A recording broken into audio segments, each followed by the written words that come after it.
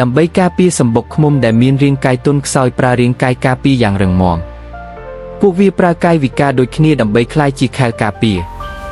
ដើម្បីដេញសត្រូវដែលមានរាងកាយធំជាងវា3ទៅ4ដង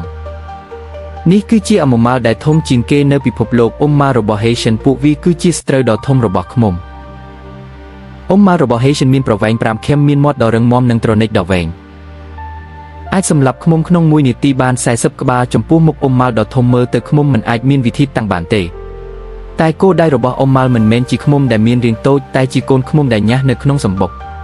នៅក្នុងសម្បុកនេះមានកូនឃ្មុំញ៉ាស់ជាច្រើនរាប់ពាន់ក្បាល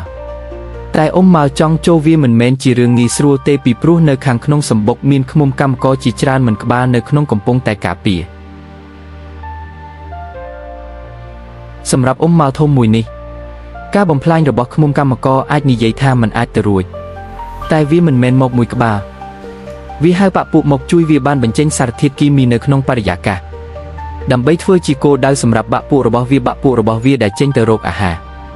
ក៏បានក្លិនដែលអ៊ុំម៉ាល់ដាក់ទុកការរកអាហារទុកសិនដើម្បីមកសម្បុកឃ្មុំគ្រប់ទី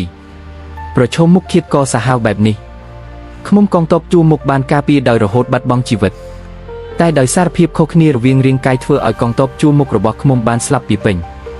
ហើយគោលដៅធំរបស់អ៊ុំម៉ាល់គឺជាកូនឃ្មុំដែលនៅក្នុងសម្បុកនៅពេលនេះសម្បុកឃ្មុំកំពុងតែប្រឈមមុខនឹងគ្រោះថ្នាក់បំផុតមិនយូរប៉ុន្មានអ៊ុំម៉ាល់ធំបុកដល់សម្បុកតែថានៅពេលដែលគ្រោះថ្នាក់មួយនេះឃ្មុំបានប្រើវិធីចុងក្រោយគឺបាញ់សារជាតិគីមីបានចេញមកទាំងអស់ដើម្បីព័ទ្ធជុំវិញអ៊ុំម៉ាល់នៅពេលដែលគ្រោះថ្នាក់មួយនេះអ៊ុំម៉ាល់បានព្យាយាមហើរចេញពីហ្វូងឃ្មុំតូចមិនអាចឲ្យវារស់បានទេព្រោះវិធីនេះគឺធ្វើឲ្យឃ្មុំមានឡើងកម្ដៅយ៉ាងខ្លាំងវងឃ្មុំក៏បង្រួមខ្លួនតែមួយបញ្ចេញកម្ដៅ